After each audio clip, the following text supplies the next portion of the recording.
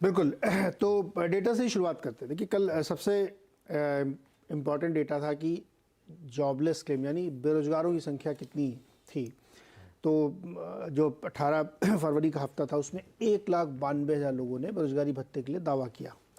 अनुमान था कि 1,95,000 को करना चाहिए, तो ये थोड़े कम हो गए बेरोजगारी वहाँ पे, जो कि लगातार उस जॉब रिपोर्ट से इंडिकेट कर रहे थे कि ये नंबर आने चाहिए, लेकिन उससे भी बेटर नंबर आया। तो एक ये नंबर था। दूसरा जीडीपी का आंकड़ा जो आया है उसमें सेकंड एस्टीमेट था। कल 3 एस्टीमेट आते हैं, थर्ड फाइनल होता है।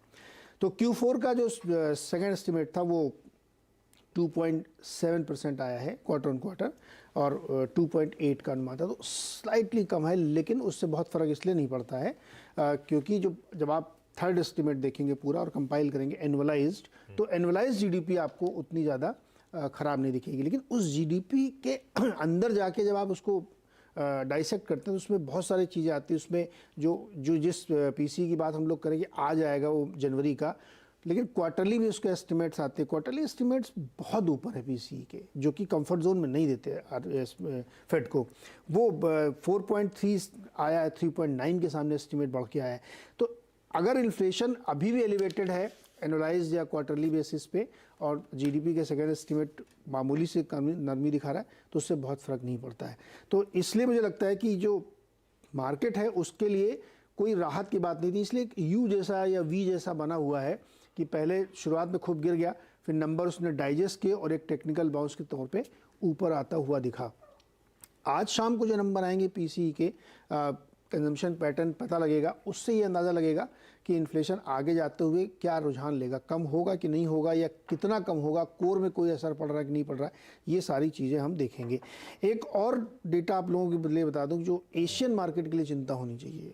जापान का इन्फ्लेशन 40 साल के हाई पर है, और आगे वाले नए गवर्नर और आ चुके हैं। वो आ चुके हैं। मई में वो ये कांड करेंगे। 4.3% आया जनवरी का इन्फ्लेशन जापान का, जो कि 4% के सामने, पिछले महीने के सामने। It is 40 year high. तो अब वो जो हर चीज़ बढ़ी है, फूड बढ़ा है, एनर्जी बढ़ी है, एवरीथिंग हायर। सुशी महंगी हो गई। सुशी महंगी हो गई। तो उस सुशी की महंगाई को कम करने के लिए आप देखिएगा 1-1.5 महीने के अंदर वहाँ पे टाइटनिंग शुरू हो जाएगी, और उसकी टाइटनिंग येन करी ट्रेड के लिए आज से बहुत एग्जैक्टली। तो ये एक नया जो अभी थोड़ी देर पहले आया, ये प्ले आउट होता हुआ आपको दिन के दौरान दिख सकता है, क्योंकि ये एक लॉन्ग टर्म की चीज़ है। क्योंकि इकोनॉमिक इंडिकेटर्स जो होता है ना, एक दिन में फिजल आउट नहीं होते हैं, वो लंबा चलते हैं। तो ये जो चिंता हम लोगों को लग रही थी, वो चिंता आ गई। तो कुल मिला के मार्केट के लिए ये एक मूड सेंटीमेंट है कि जैसा एक ब्रॉडर लाइन पे आप देखेंगे तो नेगेटिव है, इसमें कोई शक नहीं है। इंट्राडे में ऊपर नीचे होता रहता, तो कल एक टेक्निकल बाउंस था, उससे ज़्यादा यूएस मार्केट को रीड करने की कोशिश न की जाए। और हमेशा की तरह जेपी मॉर्गन के जिमी डिमॉन ने कह दिया है कि फेड ने अपना कंट्रोल इन्फ्लेशन पे छोड़ दिया, या कम पड़ गया है उनका, वो पकड़ नहीं पा रहे हैं। डेटा देख के मैं भी ऐसा कह सकता हूँ वैसे ही। नहीं, वो पोस्टमार्टम भी कर दो, वो तो हमेशा बोलते रहते हैं कुछ ना कुछ।